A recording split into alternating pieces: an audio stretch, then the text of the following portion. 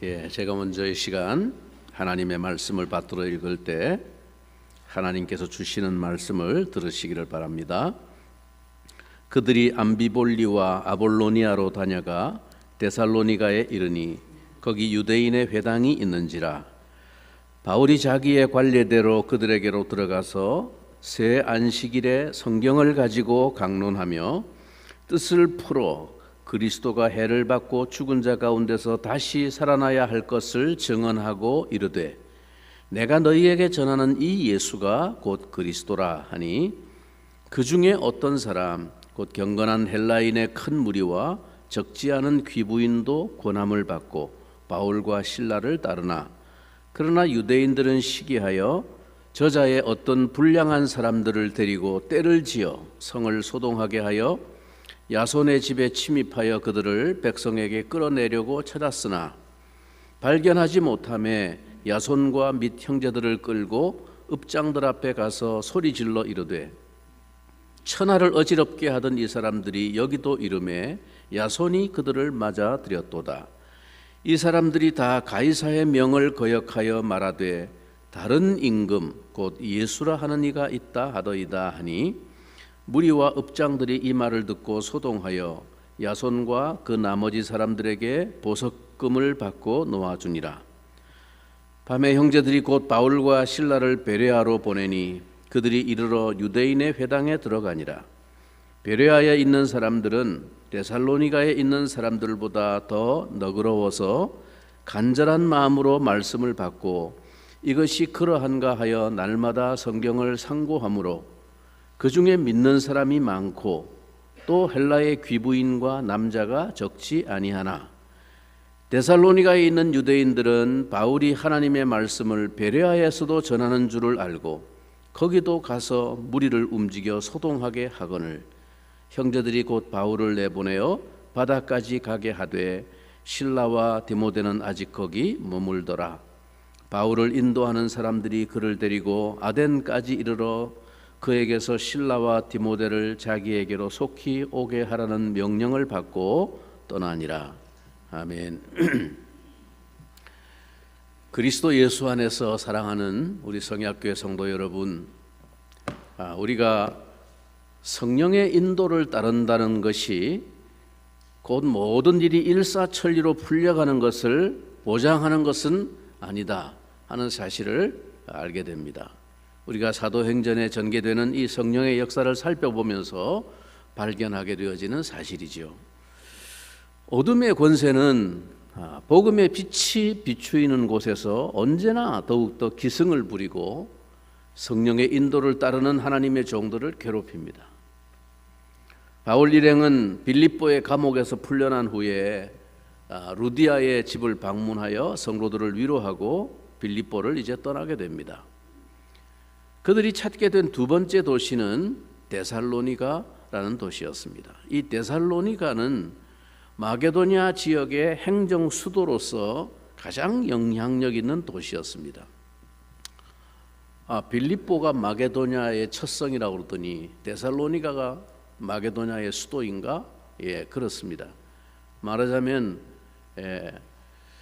아메리카 신대륙을 이제 발견하여 많은 사람들이 이주하여 들어갔을 때 제일 먼저 도착해서 세운 도시가 뉴욕이죠. 뉴욕은 세계적인 대도시입니다. 그러나 수도는 어디입니까? 수도는 그 조금 더 옆에 있는 워싱턴이 수도이죠. 그런 것처럼 그 대륙의 마게도냐 지역의 첫 성은 빌립보였지만 행정적인 수도는 데살로니가였습니다.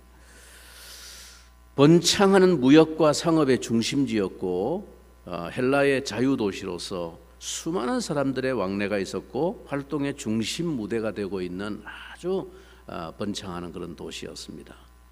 근데 이 데살로니가는 빌립보와는 달리 튼튼한 유대인 공동체가 이미 자리 잡고 있었고 따라서 자연히 회당도 있었습니다. 그래서 바울은 자기의 관례대로 먼저 이 유대인들이 모이는 회당을 찾아서 성경을 강론하는 것으로 사역을 시작합니다. 오늘 본문 2절 말씀을 보면 바울이 자기의 관례대로 그들에게로 들어가서 새 안식일에 성경을 가지고 강론하며 그렇게 말합니다. 1차 선교 여행 때 보여준 대로 바울은 이방인의 사도로 부름을 받았지만 늘 가는 곳마다, 이방 도시를 찾아가는 곳마다 거기에 있는 우선 유대인들의 회당을 찾아가곤 했습니다. 회당에 가면 당연히 유대인들이 있었지만 그러나 거기에 가면 경건한 헬라인이라고 불렸던, 즉 유대교의 하나님을 믿는 이방인들도 그 회당에 모였기 때문에 그것은 바울의 주요한 선교 전략이었다고 볼 수 있습니다. 물론 이 사역은 열매를 동반하긴 했지만 언제나 우리가 그동안 살펴본 대로 극심한 박해를 불러오곤 하였습니다. 아시아의 도시들에서 받은 모든 박해는 다 그 원인이 유대인들 때문이었습니다. 그럼에도 불구하고 바울의 마음속에 꺼지지 않는 불길이 있었는데 그것은 구원에서 멀어져 있는 자기 동족 유대인에 대한 안타까움이었습니다. 과거에 그 숱한 핍박의 기억들에도 불구하고 데살로니가에 이르자마자 바울은 또 유대인의 회당을 찾았습니다. 3번의 안식일을 지나는 동안, 그러니까 3주간을 지났죠. 최소한 3주간 지나는 동안에 각 안식일마다 그 회당에서 성경을 강론하였다라고 말합니다. 여기에 바울의 선교의 핵심 요소가 또 하나 등장하는데 그것이 바로 성경 강론입니다.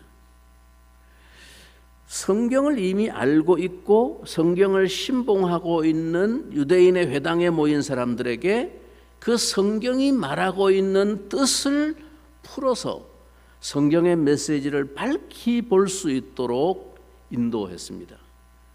이것은 바로 예수님께서 회당의 유대인들을 향해서 복음을 증거하시던 핵심 방법이기도 합니다. 오늘 본문 3절과 4절을 한번 주목해 보시기를 바랍니다. 3절과 4절입니다. 뜻을 풀어 그리스도가 해를 받고 죽은 자 가운데서 다시 살아나야 할 것을 증언하고 이르되 내가 너희에게 전하는 이 예수가 곧 그리스도라 하니 그 중에 어떤 사람 곧 경건한 헬라인의 큰 무리와 적지 않은 귀부인도 권함을 받고 바울과 실라를 따르나.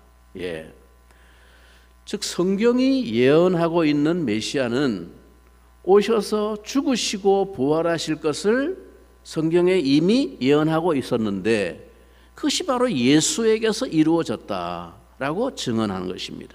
따라서 내가 전하는 이 예수가 곧 약속된 성경에 예언된 그 메시아다라는 사실을 성경을 강론하면서 증명을 했습니다. 즉 성경을 풀어 설명해 주는 것입니다. 이것이 바로 강해 설교라고 할 수 있습니다. 오늘날로 말하자면 저는 이것이 진정한 하나님의 말씀을 증거하는 설교의 핵심이라고 생각합니다. 성경을 풀어 그 뜻을 전달하는 것이 아니고 설교자 자신의 생각이나 의견이나 어떤 경험이나 지식이나 자기의 식견을 전한다면 그것은 설교가 아닙니다. 그건 좋은 강연일 수는 있지만 설교는 아닙니다. 그런데 사도 바울의 강론은 아주 효과적인 열매를 맺었습니다. 이렇게 몇 주에 걸쳐 성경을 풀어 설명하며 복음의 진리를 논증한 결과 적지 않은 귀부인들을 포함해서 하나님을 경외하는 헬라인들, 이방인들과 그리고 몇몇 그 가운데 유대인들도 그 바울의 강론의 권함을 받고 설득이 되어서 믿음을 가지게 되었습니다. 본문 4절 말씀을 다른 번역으로 보면 표준 세번역에서는 이렇게 더 정확하게 이야기를 합니다. 그들 가운데 몇몇 사람이 승복하여 바울과 실라를 따르고 그리고 헬라의 귀부인들과 헬라의 많은 유력한 남자들도 믿게 되었다. 그러니까 앞에 설득되어서 바울과 실라를 따르게 된 이 사람들은 누굽니까? 이 사람들은 유대인이에요. 뒤에는 헬라의 남자들도 믿었다 그랬으니까 앞에 이 사람들은 유대인을 말한 것입니다. 그래서 우리말 성경에는 다시 번역하기를 몇몇 유대 사람들은 그 말에 설득되어 바울과 실라를 따랐고, 그리고 경건한 헬라의 많은 귀부인들과 경건한 헬라의 남자들도 예수를 믿게 되었다라고 말하고 있습니다. 자, 여러분, 이것이 데살로니가 교회의 탄생이었습니다. 그래서 훗날 세월이 지난 후에 바울이 이 데살로니가 교회에 써 보낸 신약 성경 데살로니가전서 1장 7절과 8절은 이 상황을 이렇게 기록하고 있습니다. 그러므로 너희가 마게도냐와 아가야에 있는 모든 믿는 자의 본이 되었느니라. 주의 말씀이 너희에게로부터 마게도냐와 아가야에만 들릴 뿐 아니라 하나님을 향하는 너희 믿음의 소문이 각 처에 퍼졌으므로 우리는 아무 말도 할 것이 없노라. 이와 같이 마게도냐와 남부 그리스 지역인 이 아가야까지 이 데살로니가 교인들이 믿게 된 그 믿음의 소문이 날 정도로 이 교인들이 분명한 변화를 나타내게 만든 것이 무엇 때문이라고 할 수 있겠습니까? 오늘 사도행전 이 본문에서 말한 것처럼 바울이 그들 가운데 들어가 새 안식일에 걸쳐서 성경을 풀어 강론하는 설교 때문이었습니다. 바울이 여기서 무슨 큰 기적을 행하거나 다른 역사를 행했다는 기록이 없습니다. 오직 하나님의 말씀을 풀어 설교할 때 그 말씀이 들어간 사람들의 마음 속에 강력한 변화의 역사를 일으킨 것입니다. 여러분, 사람의 본질적인 변화는 오직 하나님의 말씀이 깨달아지고 이해되면서 내 생각이 바뀌고 내 삶의 방식과 습관과 가치관을 바꾸어 놓을 때 일어나는 것입니다. 그때 일어난 그 변화를 데살로니가전서 1장 9절은 또 이렇게 설명합니다. 그들이 우리에 대하여 스스로 말하기를 우리가 어떻게 너희 가운데 들어갔는지와 너희가 어떻게 우상을 버리고 하나님께로 돌아와서 살아계시고 참되신 하나님을 섬기는지와, 이게 소문이 났다는 거예요. 그러나 역시 복음의 역사는 순탄하지만은 않았습니다. 바울의 안타까움과는 달리 대다수의 유대인들은 여전히 여기서도 복음과 성령의 대적자로 행세하였습니다. 오늘 본문 5절 말씀을 보면 다 같이 한번 읽어보겠습니다. 사도행전 17장 5절 다 같이. 그러나 유대인들은 시기하여 저자의 어떤 불량한 사람들을 데리고 때를 지어 성을 소동하게 하여 야손의 집에 침입하여 그들을 백성에게 끌어내려고 쳐랐으나, 이 유대인들은 어떤 불량한 사람들을 충동질했습니다. 시장에서 상인들의 돈이나 삥땅 뛰면서 빈둥거리고 살고 있는 이 백수 건달들을 충동질해가지고 성을 소동케 하였다, 그런 말입니다. 그런데 6절에 보면 발견을 못했습니다. 어디다 피신을 시켰는지 바울과 그 일행은 발견하지 못하고, 그래서 그 집 주인인 야손과 및 형제들을, 이 야손은 유대인입니다. 유대인 중에 믿게 된 사람이죠. 그 집에 바울 일행이 유숙한 겁니다. 근데 이 사람들을 끌고 읍장들 앞에 가서 소리질러 이르되 천하를 어지럽게 하던 이 사람들이 여기도 이르매 이 야손이 그들을 맞아들였도다. 이 사람들이 다 가이사의 명을 거역하여 말하되 다른 임금 곧 예수라 하는 이가 있다 하더이다 하니, 정작 성을 소동케 하는 자들은 유대인들이었지만 그들은 바울 일행을 천하를 어지럽히는 자들이라고 고소했습니다. 즉 사회를 불안케 하는 자들로 소위 불순분자들일 뿐 아니라 나아가서 이들은 가이사의 왕권에 대해서 전복을 기도하는 반역자들이라는 죄목으로 고소했습니다. 예수를 다른 왕이라고 하여 로마의 황제에 대해서 반역적이고 위협적인 인물이라는 것입니다. 이 고소는 대단히 설득력을 가질 수 있는 내용이었습니다. 이 무렵에는 로마 제국 여러 곳에서 유대인들을 중심으로 한 폭동이 있었습니다. 마침내 로마시에서 유대인 공동체가 폭동죄로 추방당한 일이 로마의 글라우디오 황제 때에 있었다는 것을 18장 2절에서도 언급하고 있는데, 아마 오늘 본문에 소개된 이 일이 그와 같은 해에 있었던 것으로 짐작이 됩니다. 시기적으로 비슷합니다. 그러므로 지금 이 고소는 상당히 사람들에게 심각하게 받아들여질 수 있었습니다. 바울 일행을 대신하여 잡혀간 이 야손은 보석금을 내고 그들을 다시는 이 성에 들이지 않겠다는 약조를 조건으로 풀려납니다. 그래서 바울 일행의 이 데살로니가에서의 회당 사역은 3주간 만에 막을 내릴 수밖에 없었고 더 이상 데살로니가에도 머물 수 없게 되었습니다. 데살로니가에서 복음을 받아들인 이 형제들은 바울 일행을 보호하여 숨겼고 밤중에 그들을 조용히 피신시켰습니다. 그들이 피신하여 찾아간 곳은 베레아라고 하는 지방이었는데, 이곳은 여러모로 데살로니가와는 아주 대조적인 곳이었습니다. 데살로니가는 로마의 대도로변의 도로상에 위치한 중심 도시였지만, 이 베레아는 대로에서부터 벗어난 작은 샛길에 위치하고 있는, 말하자면 일종의 벽촌과 같은 동네였습니다. 바울은 원래 이 특별한 선교의 목적이나 계획을 가지고 베레아를 찾아간 것이 아닙니다. 유대인의 박해를 피해서 잠시 조용한 곳을 찾기 위해 온 것이었습니다. 그런데 바울의 이 식을 줄 모르는 자기 동족을 향한 구령의 열정을 보십시오. 그가 이 베레아에서 또 먼저 찾아간 곳은 유대인의 회당이었습니다. 여러 가지로 베레아는 데살로니가와는 달랐습니다. 또한 성령님의 인도와 역사는 우리의 계획과 생각과는 많이 다르게 나타날 때가 있습니다. 자, 오늘 본문 17장 11절 우리 한 목소리로 같이 한번 읽겠습니다. 11절 말씀입니다. 베레아에 있는 사람들은 데살로니가에 있는 사람들보다 더 너그러워서 간절한 마음으로 말씀을 받고 이것이 그러한가 하여 날마다 성경을 상고하므로. 이 베레아의 사람들은 데살로니가에 있는 사람보다 더 너그러웠다.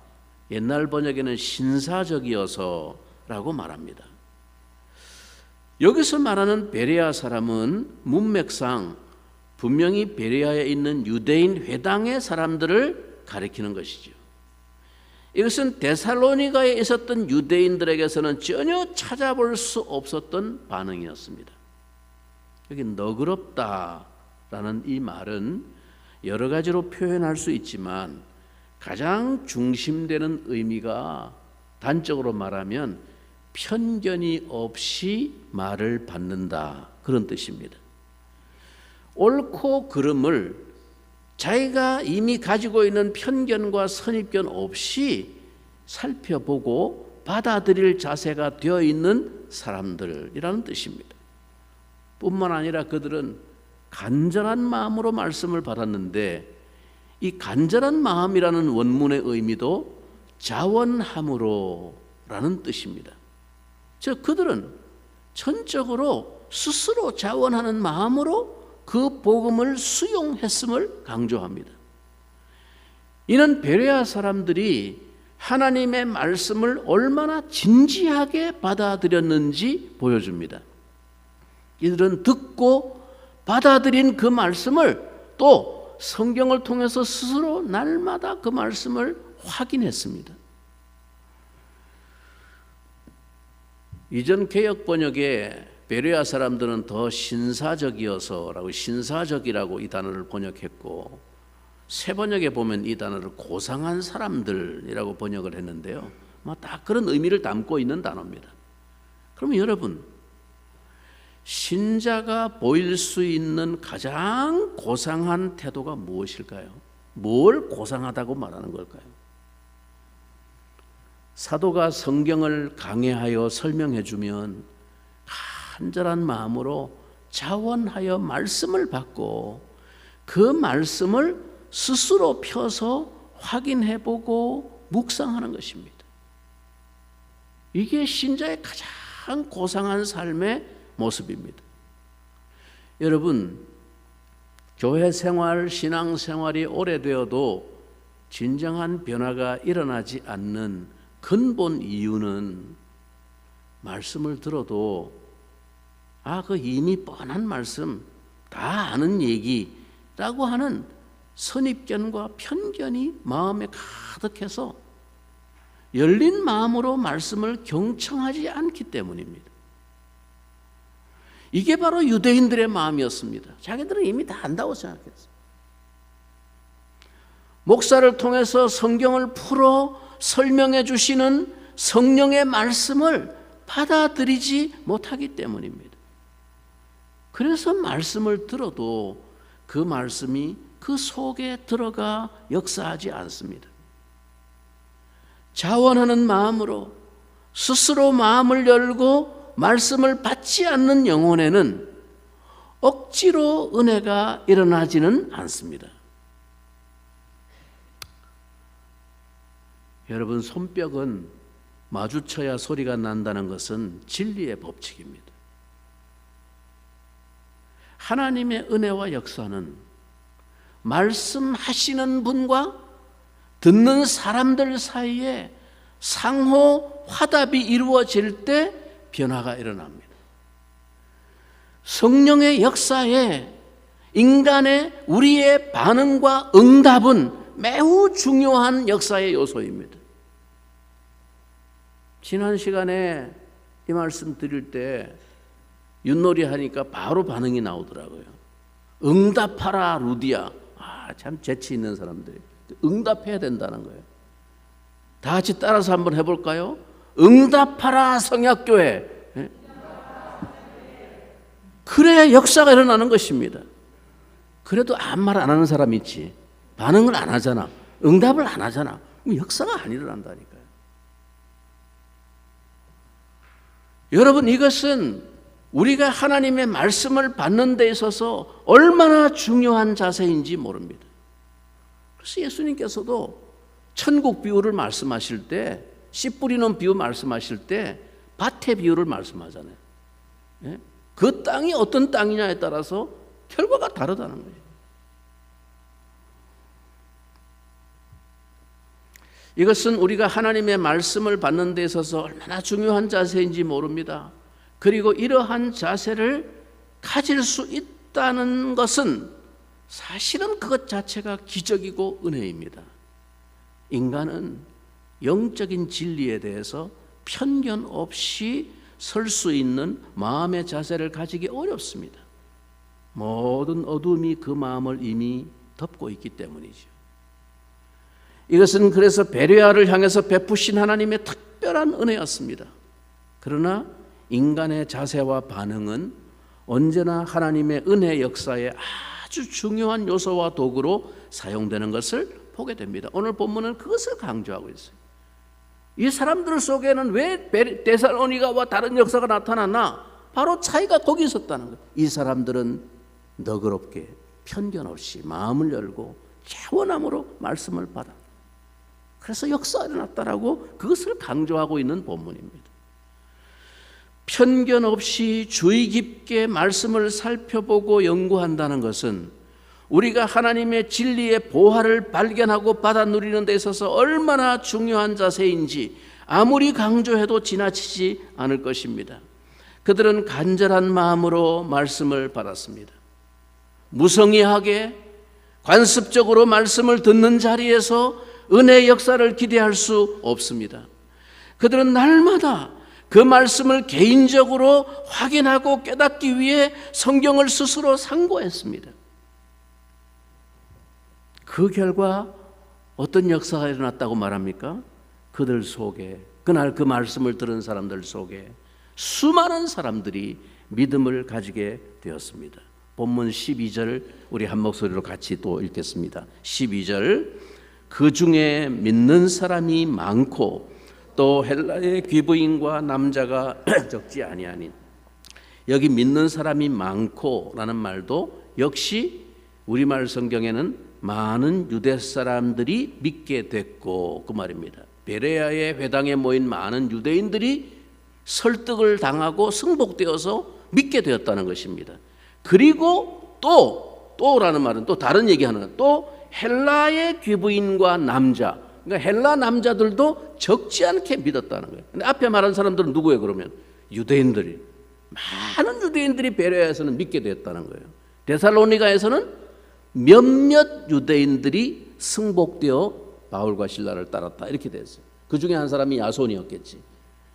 베레아에서는 많은 유대인들이 믿게 되었다라고 말합니다. 오늘 여러분은 간절한 마음으로 말씀을 선입견 없이 받아들이십니까? 그리고 그 말씀을 더 깊은 개인적인 깨달음과 확신으로 붙들기 위해서 날마다 그 말씀을 또 확인하고 상고하십니까?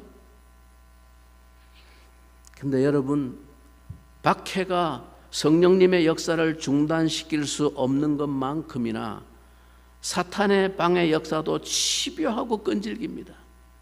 베레아에서의 이 역사는 데살로니가에까지 소문이 났습니다.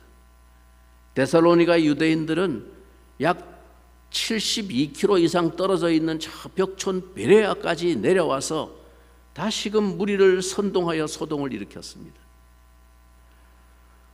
마게도냐 대륙에 발을 디딘 후에 이 도시 저 도시로 쫓겨다녀야 했던 바울은 그러면 마게도냐로 오기 전에 드로아에서 꿈꾸었던 꿈에 보았던 그 마게도냐 사람의 환상이 정말 자기를 향한 성령님의 뜻이었는지 의심이 들었을지도 모릅니다. 분명히 성령이 부르셔서 왔는데 왜 가는 곳마다 이게 문제가 생기고 막 박해가 일어나고. 그러나 바울은 머지않아서 성령님이 일하신 놀라운 역사의 결과를 알게 되었습니다. 우리는 신약성경 데살로니가 전서를 통해서 후에 바울이 이 데살로니가 교회에 역사하신 성령님의 역사를 듣고 얼마나 감사하고 찬양했는지를 알 수 있습니다. 여러분 들어보십시오.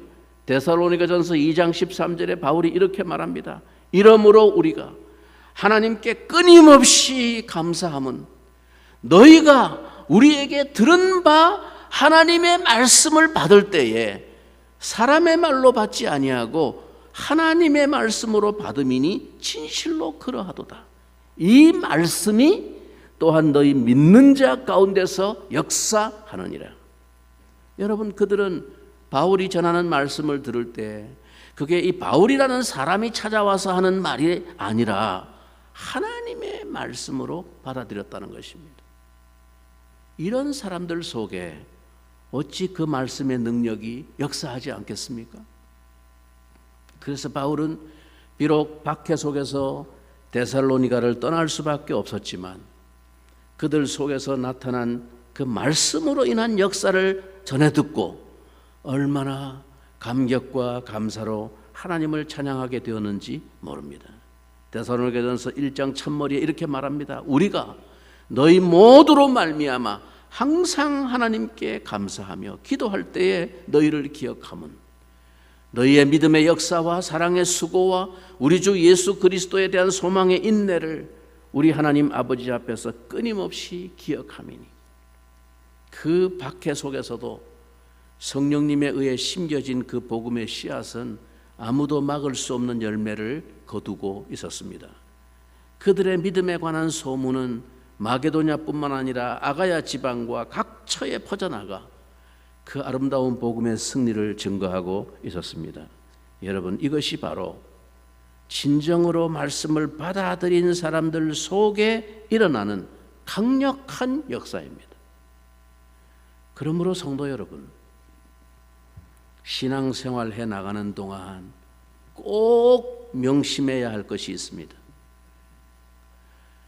자기가 좋아하는 스타일의 설교 감상하는 습관에 빠지면 안 됩니다.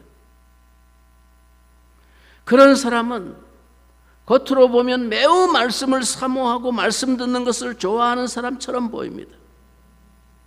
그러나 정말 간절한 마음으로 말씀을 받고 마음을 열고 편견과 선입견 없이 말씀을 받는다는 것은 어떤 것일까요? 과연 그 말씀이 그러한가? 성경이 말하는 바와 같은가? 성경을 펴서 스스로 확인해보고 상고하는 습관을 가져야 합니다. 여러분, 설교는 성경을 풀어 설명하며 정말 오늘 읽은 그 본문의 말씀이 본래 말씀하고자 하는 뜻이 무엇인지를 잘 이해하도록 논증하고 전달하는 것이 그게 설교입니다. 우리의 신앙이 변화의 열매를 맺지 못하는 이유가 무엇일까요? 어떤 교인들은 목사가 설교 본문을 봉독한 후에 실제로 설교 내용은 시간 내내 자기가 하고 싶은 말만 하면서 아무 때나 할렐루야 아멘을 막 강요하는데도 그게 과연 하나님의 말씀인지 목사의 주장인지 분별도 못하며 그저 아멘합니다. 특히 축복과 성공을 외치고 목사가 은근히 간증을 빙자하여 자기 자랑과 과시만 늘어놓는데 무조건 아멘입니다. 어떤 때는 기독교 TV 채널에 나오는 방송 설교를 한 번씩 어쩌다 듣다가 열딱지가 날 때가 얼마나 많은지 모릅니다. 이런 사람들은 성경을 펴서 과연 그러한가 스스로 깊이 상고하고 은혜를 더욱 채워가는 것이 아니라 성경을 아예 그냥 덮어놓고 믿는 사람들입니다. 설교 시간 내내 성경 한번 펴서 확인해 볼 필요도 없이 청산유수 같은 설교자의 감동적인 연설에 눈물 흘리고 그저 자기 감정만 조금 울컥해도 큰 은혜 받았다고 착각하는 이런 사람들 속에는 결코 진정한 말씀의 능력으로 말미암는 변화의 역사가 나타날 수 없는 것입니다. 성령은 그런 공허한 메아리 속에서 역사하시지 않습니다. 여러분, 데살로니가나 베레아의 선교의 특징이 뭡니까? 다른 아무 희한한 감동을 받을 만한 이적과 역사 아무것도 없었습니다. 오직 성경을 들고 펴서 성경을 풀어 진리를 설명하고 이해시켰습니다. 그 말씀을 아멘으로 열린 마음으로 받아들이고 진리가 과연 그것인가 하고 확인하면서 상고할 때 그 말씀의 씨앗이 그 속에 역사하기 시작했습니다. 진리의 사람으로 바꾸어 놓았습니다. 진리가 확신으로 자리 잡게 될 때 박해도 더 이상 그들을 흔들 수 없습니다. 죽음도 흔들 수 없는 정말 진리에 사로잡힌 사람들로 변화시켰습니다. 그 능력이 퍼져나가기 시작한 것입니다. 사랑하는 성약교회 성도 여러분, 오늘 데살로니가와 베레아의 사역을 소개하면서 성령께서 우리에게 말씀하시는 이 음성을 깊이 받아들임으로 믿음의 진정한 증거와 소문을 나타내는 아름다운 역사가 우리 성약교회에도 기록되기를 주님의 이름으로 간절히 축원합니다. 우리 같이 한번 기도하겠습니다.